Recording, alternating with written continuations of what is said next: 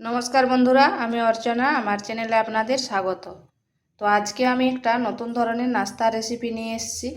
আমাদের অনেক সময় আর রুটি আর তরকারি খেতে ইচ্ছে করে না, তাই এইভাবে একবার আটা রেসিপিটা করে দেখতে পারেন। খেতে কিন্তু দারুণ লাগে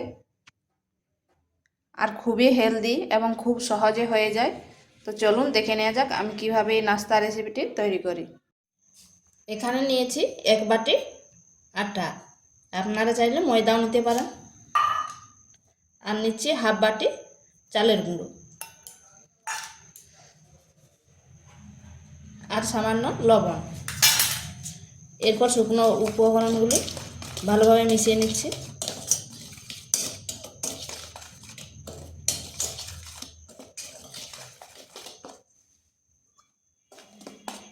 এরপর অল্প অল্প জল দিয়ে একটা বেটার তৈরি করব।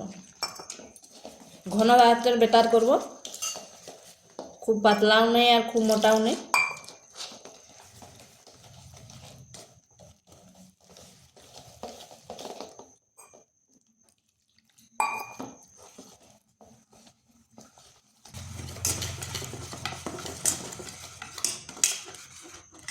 ঠিক এরকম বেটারটি হবে।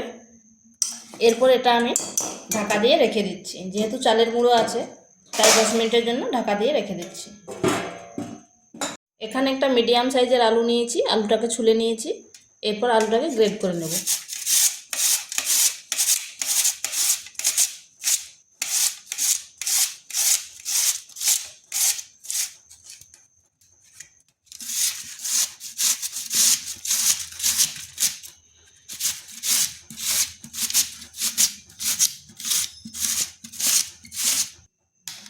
আলুটা আমার গ্রেট করা হয়েছে।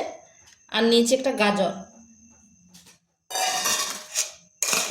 গাজরটাকেও এইভাবে গ্রেট করে নিচ্ছি।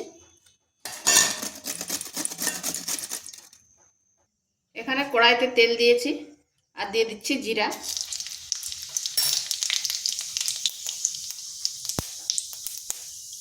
আর এখানে দিয়ে দিচ্ছি যে আলুগুলো গ্রেট করে রেখেছিলাম, আলুগুলো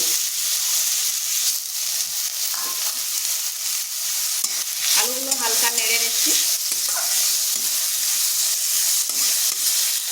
2 মিনিট মতো হালকা নেড়ে ভেজে নিচ্ছি।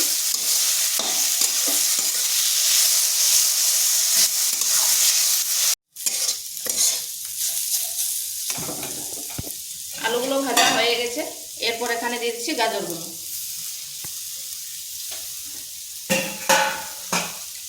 আপনারা চাইলে এখানে আরো সবজি মিক্স করতে পারেন।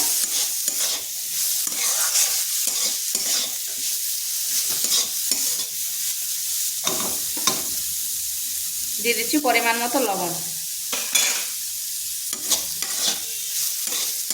আবার মিনিট 2-3 নেড়ে নিচ্ছি, যাতে গাজরের কাঁচা গন্ধটাও চলে যায়।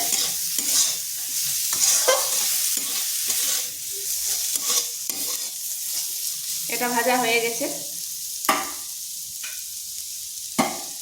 এখানে দিচ্ছি সামান্য হলুদ,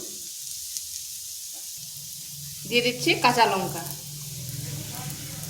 আর দিচ্ছি জিরে আর ধনেকে শুকনো খোলায় ভেজে রেখেছিলাম সেটার গুঁড়ো, আর দিচ্ছি লঙ্কার গুঁড়ো। ঝালটা আপনারা আপনাদের আন্দাজ মতো দিবেন। আর দিচ্ছি একটা ম্যাজিক মশলা।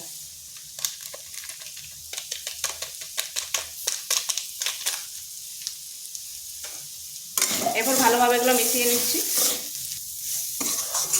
ম্যাজিক মশলাটা দিলে এর স্বাদ আর গন্ধ দারুণ হয়। এরপর এখানে দিয়ে দিচ্ছি কুচানো ধনেপাতা।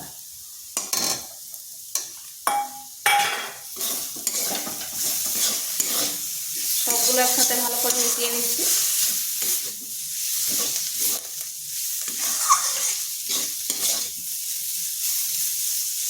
এটা হয়ে গেছে। এরপর নামিয়ে নিচ্ছি।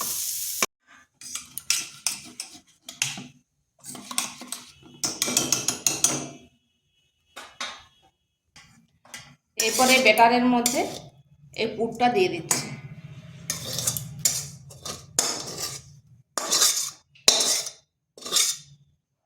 এরপর ভালোভাবে মিশিয়ে নিচ্ছি।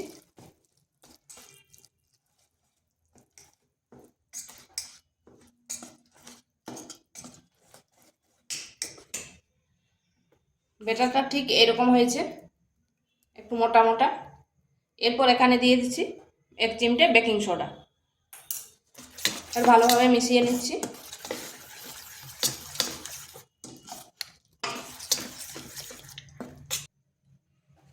এখানে কড়াই বসিয়েছি, তাতে তেল দিয়ে দিয়েছি।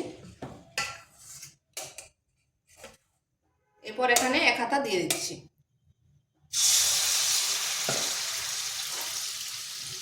এরপর ঢাকা দিয়ে মিনিট 2 রেখে দিচ্ছি।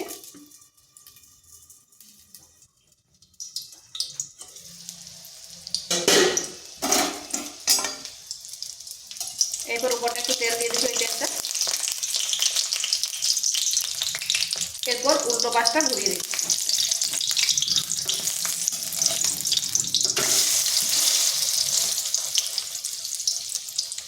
আবার 2 মিনিট ঢাকা দিয়ে রেখে দিচ্ছি।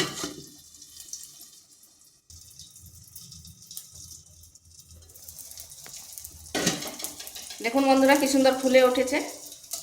এরপর উল্টো পাশটা ঘুরিয়ে দিচ্ছি। আবার মিনিট 2 ঢাকা দিয়ে রেখে দিচ্ছি। এই নাস্তা বানাতে বেশি তেল লাগে না, সামান্য তেলেই হয়ে যায়। আর সব দিন রুটি তরকারি খেতে ইচ্ছা না করলে এটাও করে খেতে পারেন, খেতে কিন্তু দারুণ লাগে।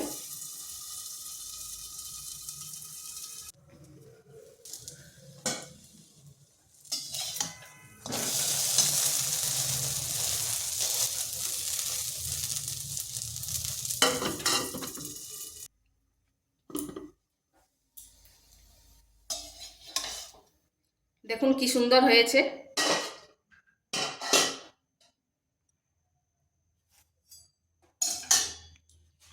আর এগুলো কতটা নরম হয়েছে দেখুন।